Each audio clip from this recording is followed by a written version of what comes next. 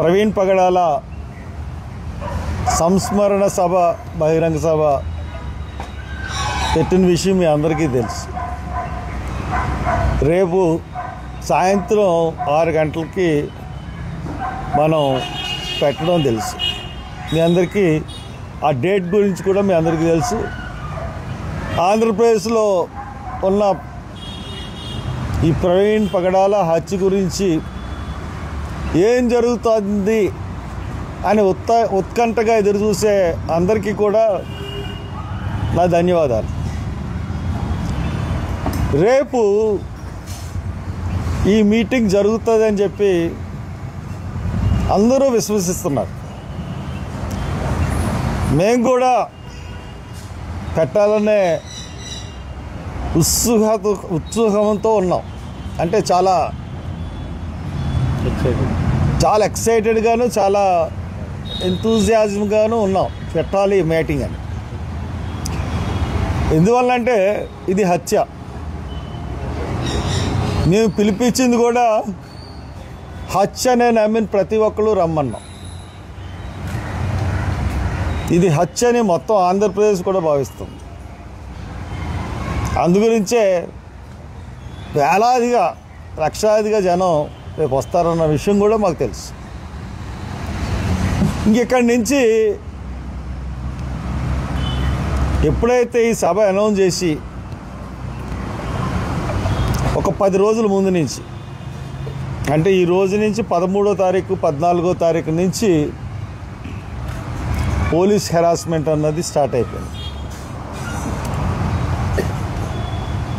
అంటే ప్రభుత్వం యొక్క పనితీరు ఎలాగుందంటే మానవ హక్కుల్ని, అంటే హ్యూమన్ రైట్స్ని, అలాగే ఇండివిజువల్ రైట్స్ని మొత్తం అన్నీ హరించే విధంగా అసలు పోలీస్ డిపార్ట్మెంట్కి చర్చిల్లోకి వెళ్ళి మీటింగ్ పెట్టి ఆ మీటింగ్కి వెళ్ళడానికి వీల్లేదు, ఆ మీటింగ్ పర్మిషను ఇవ్వలేదు అనే చెప్పే నైతిక హక్కు ఎవరిచ్చారు? అంటే ప్రభుత్వం పోలీస్ డిపార్ట్మెంట్తో తను చేయలేని పని చేయిస్తుందా అన్నది క్లియర్గా ఉత్పన్నమయ్యే క్వశ్చన్. అంటే పవన్ కళ్యాణ్ మాట్లాడే తీరు, చంద్రబాబు నాయుడు మాట్లాడే తీరు, బీజేపీ మాట్లాడే తీరు, కూటమి ప్రభుత్వం. ప్రవీణ్ పగడాల అన్న ఆయన 2 నెలల క్రితం మార్చి 24వ తారీఖున హైవే పక్కన పడిపోయి ఉండడం చూసిన తర్వాత ఆ నెల రోజుల తర్వాత ప్రెస్ మీట్ పెట్టి అది అడుగుతున్న క్వశ్చను, నా మీద మీ దగ్గర ఆధారాలు ఉన్నాయంటే ఎందుకు బయట పెట్టరు, మీరు హత్యని ఏ రకంగా చెప్తున్నారు అని నన్ను అందరూ అడుగుతూ ఉన్నారు. నేను ఒకటే క్వశ్చన్ చేస్తున్నాను ఫస్ట్ నుంచి, ఒకటే క్వశ్చన్. యాక్సిడెంట్ అయింది 23వ తారీఖు సాయంత్రం రాత్రి 11:26 యాక్సిడెంట్ అయింది. 11:46 యాక్సిడెంట్ అయినప్పుడు 24వ తారీఖున బాడీ మీకు దొరికినప్పుడు 25వ తారీఖున హైదరాబాదులో ల్యాప్టాప్ ఎందుకు తీసుకెళ్ళిపోయారు? ప్రవీణ్ పగడాలది. ప్రవీణ్ పగడాల ఐప్యాడ్ ఎందుకు తీసుకెళ్ళిపోయారు? ప్రవీణ్ పగడాల అకౌంట్స్ ఎందుకు సీజ్ చేశారు? దీనికి సమాధానం చెప్పండి. దీనికి సమాధానం చెప్పాల్సింది ఎవరంటే ప్రభుత్వం. అందుకనే ఇప్పుడు మొత్తం లోకమంతా కూడా ఈ రోజున బలంగా నమ్ముతున్నది ఏంటంటే ప్రవీణ్ పగడాలని చంపేసింది గవర్నమెంట్. నేను ఏ మతాన్ని కించపరచట్లేదు, ఏ వ్యక్తిగతంగాను ఏ వ్యక్తిని కూడా అంటలేదు. ప్రభుత్వాధినేతల్ని క్వశ్చన్ చేస్తున్నాను, ప్రభుత్వాలను క్వశ్చన్ చేస్తున్నాను. రాష్ట్ర ప్రభుత్వాన్ని క్వశ్చన్ చేస్తున్నాను, కేంద్ర ప్రభుత్వాన్ని క్వశ్చన్ చేస్తున్నాను. ఈ పోలీసు డిపార్ట్మెంట్ అన్నది ఈ ఆటలో అరటిపండు లాంటి వాళ్ళు. This is fight between fighters for the Praveen Pagadala and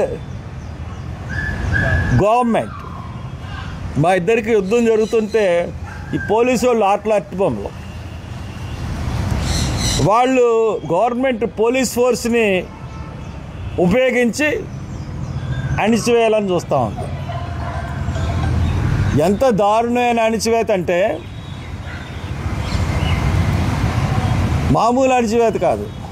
ఒక 70 ఏళ్ళు 80 ఏళ్ళు ఉన్న ఒక ముసలాయన ఆర్థర్ ప్రసాద్ అన్న ఆయన్ని పొద్దున్నుంచి హౌస్ అరెస్ట్.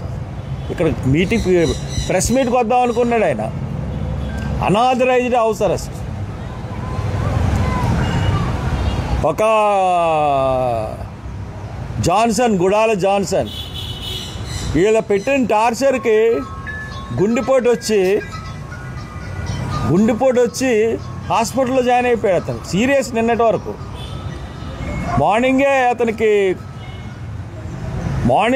కొంత రిలీఫ్ వచ్చింది. ఎంత దారుణం. వెనక అవతల మాట్లాడాలి. అవతల ఎలా ఉందంటే పరిస్థితి సార్, కొంచెం అతని పరిస్థితి ఎలా ఉందంటే ఆ జాన్సన్ది పోలీసులు పెట్టిన హెరాస్మెంట్ వల్ల ఈవేళ పొద్దునే కొంచెం తేరుకునే పరిస్థితి వచ్చింది. ఇకపోతే ఎర్నెస్ట్ మోజెస్ అన్న అతనికి ఫోన్ ఎత్తలేని పరిస్థితి, జ్వరం వచ్చేసిందంట. కొంతమంది మా ఆర్గనైజర్స్ ఎంత భయపడిపోయారంటే ఫోన్ ఎత్తకుండా వాళ్ళ తాతయ్య గారు, ఎప్పుడో చనిపోయిన తాతయ్య గారిని కూడా చంపేసి అక్కడికి వెళ్ళిపోతున్నారు. అంటే ఎంత టార్చర్కి గురి చేశారంటే రాజమండ్రిలో నా చుట్టూ ఉన్న నాయకులందరినీ టార్చర్స్లో గురి చేశారు. అంతేకాకుండా రాజమండ్రిలో ఉన్న చర్చిలే కాదు, తూర్పు పశ్చిమ గోదావరిలో ఉన్న ప్రతి చర్చికి వెళ్ళారు.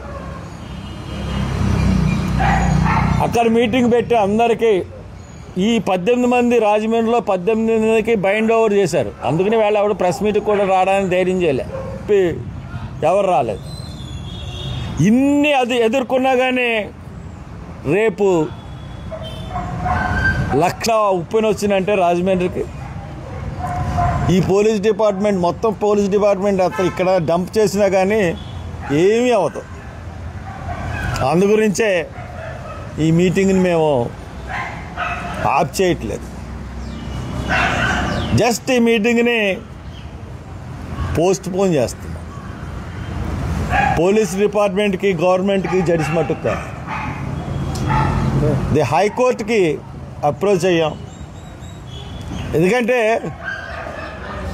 ఎలా ఉందంటే పోలీసుల తీరు అటు ఇటు కాకుండా ఉంది. అటు ఇటు కాని వాళ్ళు ఎవరో మీకు తెలుసు కదా, అలా ఉంది పోలీసుల తీరు. అటు కాదు ఇటు కాదు. అంటే మీటింగ్ పర్మిషన్ ఇస్తామని చెప్పట్లేదు, పర్మిషన్ ఇవ్వని చెప్పట్లేదు, అటు ఇటు.